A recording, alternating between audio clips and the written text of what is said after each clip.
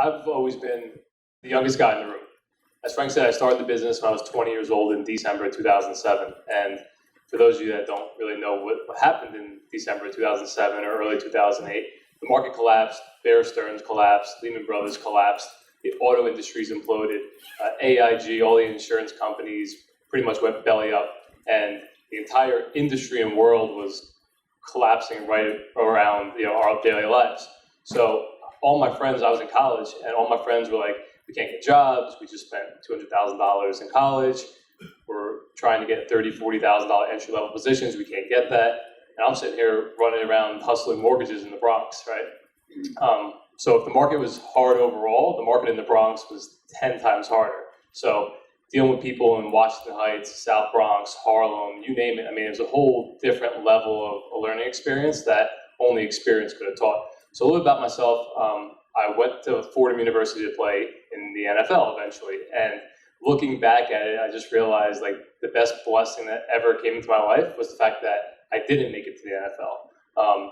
Whether I did make it or didn't make it, obviously NFL stands for not for long, and I wouldn't be standing up here today with the impact I'm able to have in helping people not only accomplish their dreams, but really be an inspiration to show you that the path that you want to choose in life doesn't always go the way as planned, but you always have to turn, obviously, negative into a positive. So if you look at some of these statistics here, I like to say that I applied the same type of commitment, dedication, and mentality from the football field into the mortgage business. So when I first got into the business, my biggest thing was going out there and obviously learning the business, meeting people, and I never looked at it as going out there and doing deals. I looked at it as going out there and making friends and building relationships. So I would walk into offices, 20, 21 years old, people would be like, why are you so happy? I'm like, oh, I had the best month of my life. And they're like, wow, really? They're like, we have no deals. I'm like, yeah, I just closed one deal. They're like, that's the best month of your life? I'm like, yeah, I'm 21 years old, But if you think about perspective, right? Everyone went from doing 10, 15, 20 deals, making $2, $3, $4, $5, $600,000 a year. I was making $4,000 or $5,000 a month as a 20, 21-year-old kid. I was living large. So I was having like career months. If I closed 2 deals, man, we were good. We were really good, right? So I actually wound up closing over 1,000 mortgage loans in a 10-year career that I had, primarily in the New York City marketplace. Equated to about $400 million of residential and commercial mortgages. And I won 3 times under the age of 30. I should have put that in there. 40 under 40 most influential mortgage people in America. Now, in an industry for mortgages and money, my average competition at 20 was 45 years old. So at 25, it was 50 years old, 55 years old. So I've always been, like I said, the youngest guy in the room.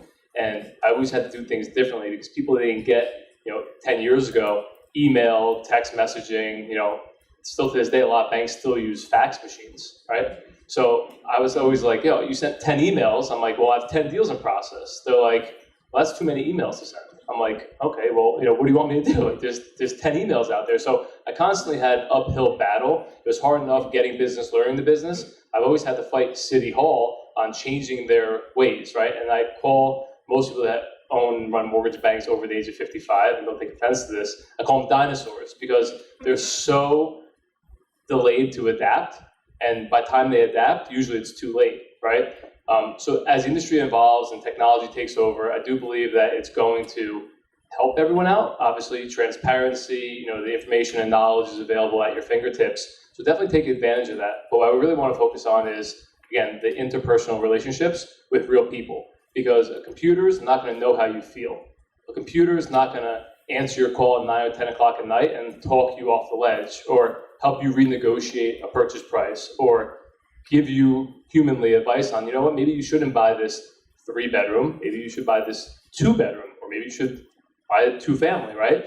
Computers and technology are never going to take over the real estate and mortgage world because there's such an interpersonal connection that exists that once somebody helps you once, twice, 3, 4 times, a mortgage professional or a real estate professional becomes just like your accountant or your attorney or your financial advisor or your doctor or your dentist. So I want you guys to change your mentality on how you think or how you may think about mortgage professionals and realtors.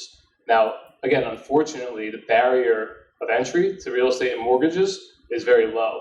Every single one of you here in this room could probably study for a month, pass your test, get your mortgage license, and get your real estate license. All of a sudden, you're a mortgage professional and a real estate professional on paper.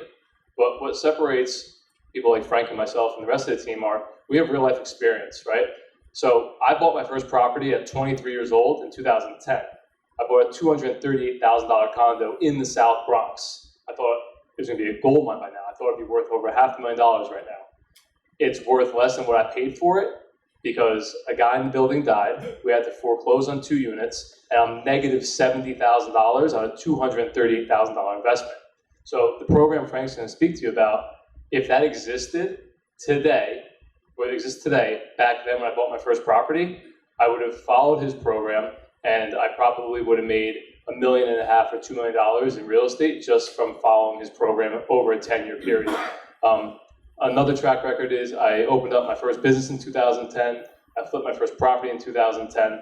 So at 23, 24 years old, while originating $20 to $40 million a year in mortgage business, I was still running businesses and flipping properties. What I can tell you is, if you cut corners, which again at the time I didn't know what cutting corners was, cutting corners will always cost you in the long run, right? So sometimes the best deal is no deal, and if you don't have the right amount of experience or money or credit, partner with somebody that does. So you might make a little bit less on a deal, but at least you won't get hurt on the deal. Again, looking back at it, if I would have bought a 4-family home, yeah, I would have made a lot of money in the long run, but there were times where I had my condo that my tenant didn't pay me rent, or I had to evict her, whatever the case was. 6, 7, 8 months went by where I still had to make my $1,900 a month mortgage payment. So all these theories are great. Investing in real estate is great. One thing we really want to tell you again is make sure you plan for a rainy day. Because if your tenant doesn't pay, or if you have an unnecessary repair, or if your construction goes over budget, that money has to come from somewhere, right? And you don't want to damage your future or like financial profile just from making the wrong decision. So my book is available on Amazon. I self-published it. I wrote it actually in 3 days. It was pretty easy putting all the information together. And the reason why I wrote the book is because I wanted to bring transparency to the mortgage process as well as the real estate world.